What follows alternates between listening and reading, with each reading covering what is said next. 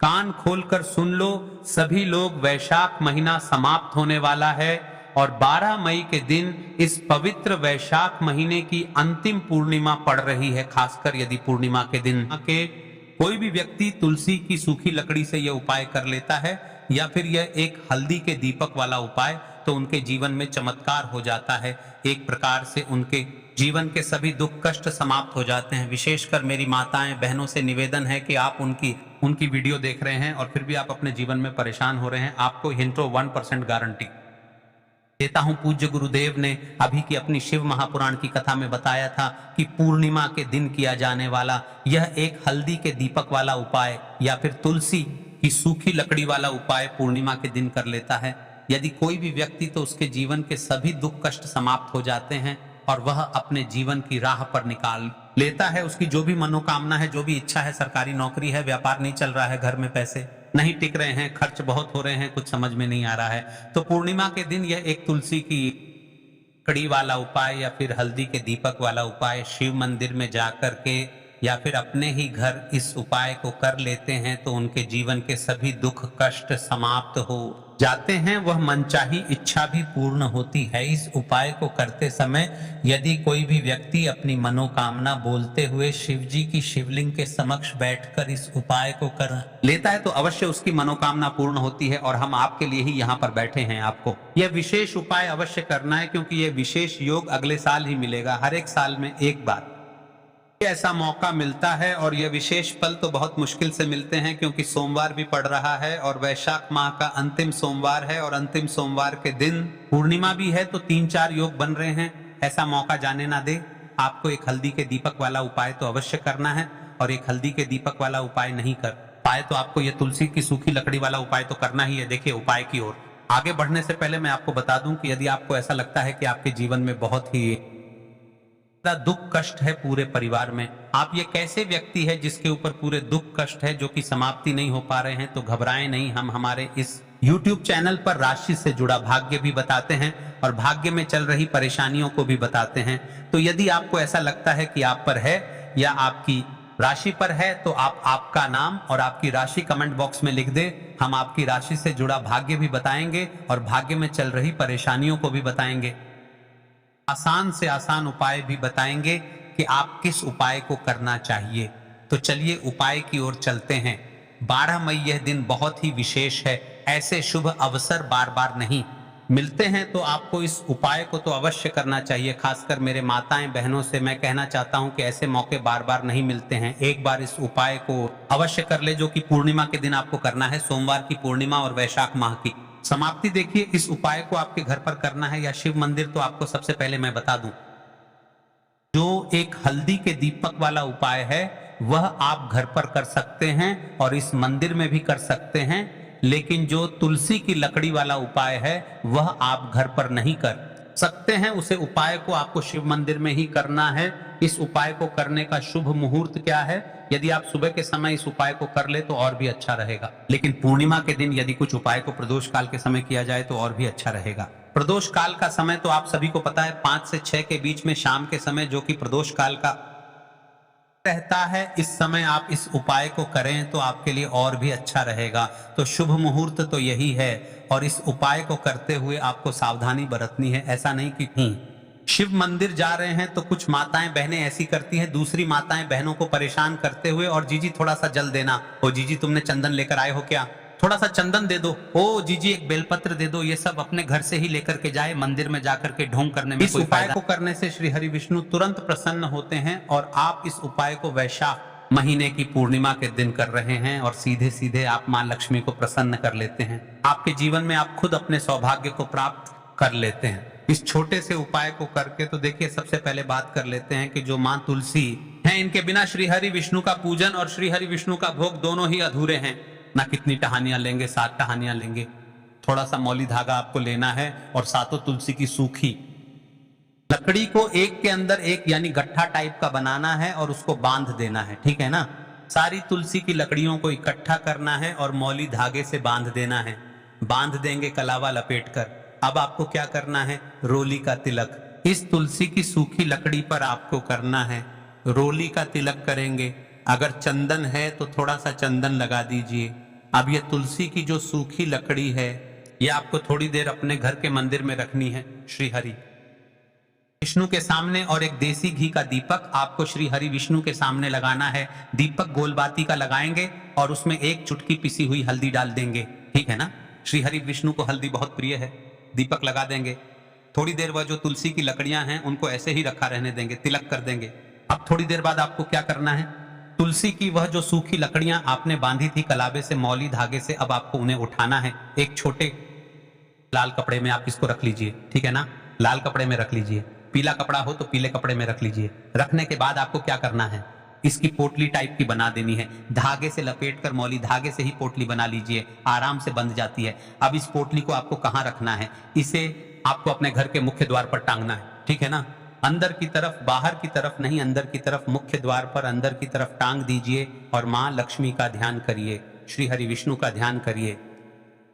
प्रार्थना करिए कि हे धन की देवी मां लक्ष्मी, आप मेरे घर में पधारिए और अपनी कृपा मुझ पर बरसाइए। इस तरह से आपको प्रार्थना करनी है और मंत्र बोलना है ना। ओम नमो भगवते वासुदेवाय नमः 11 बार यह मंत्र बोलना है।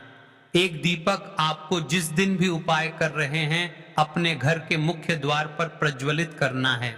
चौमुखी दीपक यानी 4 बाती का दीपक लगाएंगे और थोड़ी सी हल्दी उस दीपक में भी डाल देंगे। मुख्य द्वार पर दीपक बाहर की तरफ लगाना है, सीधे हाथ पर, ठीक है ना। यह उपाय वैशाख में आप करिए और देखिए कि कैसे महाकरोड़पति बनते हैं, कैसे आपके पास पैसा आता है और कैसे आपके पास पैसा रुकता है। तो यह वही उपाय है जो रातों रात आपके भाग्य को चमकाएगा और आपको महाधनी बनाएगा।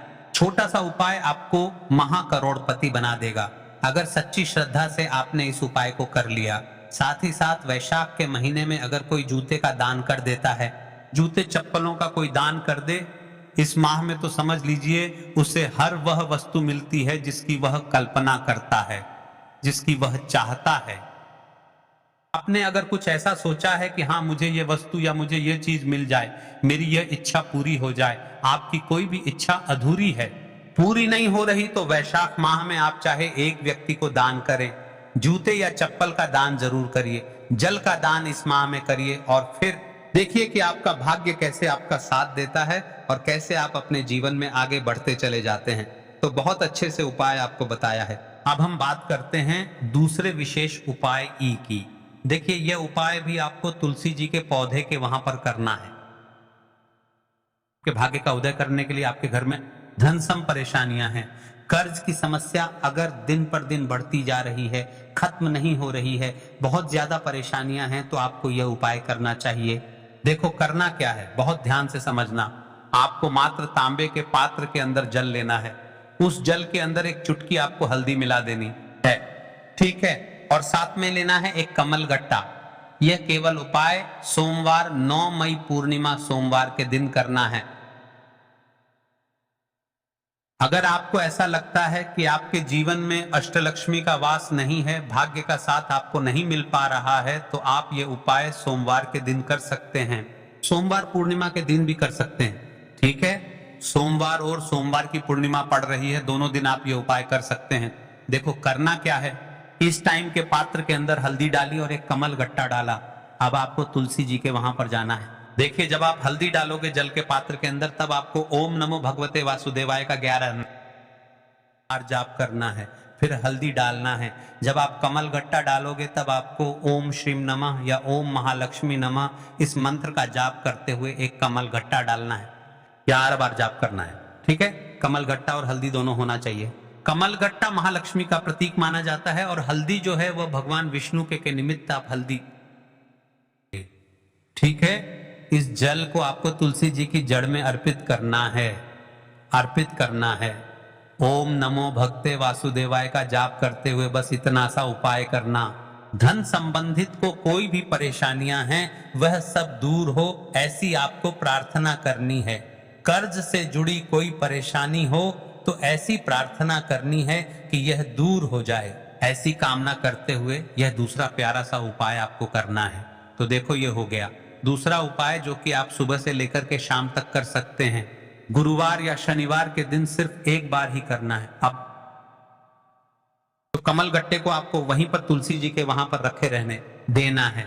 आपको उठाना नहीं है। वह कमल गट्टा चाहे तो आप तुलसी जी की वहीं पर गांठ दें, ठीक है, तो भी चलेगा।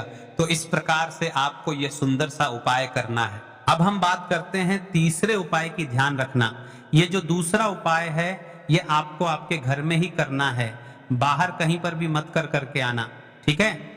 घर में अगर तुलसी जी हो तो ही आप यह उपाय कर सकते हैं। हम बात करते हैं तीसरे विशेष उपाय। देखो, भाग्य का साथ आपको मिले तो गुरु बृहस्पति को मजबूत करना बहुत जरूरी होता है। इसीलिए पूज्य गुरुदेव ने एक बहुत ही सुंदर सा उपाय बताया था, जो कि है पीले चावल का।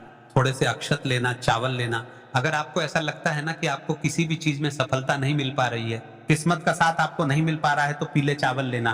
पीले चावल कैसे करोगे? 11 चावल लेना साबुत, उसके अंदर पीली जो पीला चंदन है वह आपको मिला देना है और चावल को पीला रंग कर देना है, ठीक है। साथ में लेना है एक बेलपत्र और साथ में लेना है तांबे के पात्र के अंदर जल, ठीक है। यह तीनों सामग्री लेकर के सोमवार की पूर्णिमा के दिन सुबह से लेकर के रात्रि तक जब आपकी इच्छा हो तब आप यह उपाय कर सकते हैं। अब आपको क्या करना है? भगवान शिव के मंदिर में जाएंगे, जो एक बेलपत्र है वह माता अशोक सुंदर वाले स्थान पर आपको अर्पित करना है। डंडे का हिस्सा जलाधारी तरफ हो चाहिए, उस प्रकार से आपको यह बेलपत्र अर्पित करना है। जब बेलपत्र अर्पित करोगे तब आपको कुंदकेश्वर महादेव का नाम लेना है, माता अशोक सुंदरी वाले स्थान पर, ठीक है। अब जो चावल के दाने हैं, जो अक्षत लेकर के आए हैं, वह भगवान शिव के शिवलिंग पर आपको अर्पित करना है। जब आप अर्पित करोगे तब आपको बृहस्पति शवर महादेव का नाम लेना है। बृहस्पति शवर महादेव ही एक ऐसे महादेव हैं जो आपके गुरु ग्रह को मजबूत करता है। तो आपको इस प्रकार से अर्पित करना है और अंत में एक छोटा जल धीरे धीरे पतले दरा से बृहस्पति शबर महादेव का स्मरण करते हुए या श्री शिवाय नमस्तु भयम का जाप करते हुए आप अर्पित करें। यह मात्र केवल और केवल सोमवार की पूर्णिमा के दिन किया जाता है और यह उपाय बहुत ही ज्यादा प्रभावशाली है। ध्यान रखना, हल्दी का उपयोग मत करना, चावल में पीला करना है। चावल को तो पीला चंदन ही होना चाहिए, ठीक है।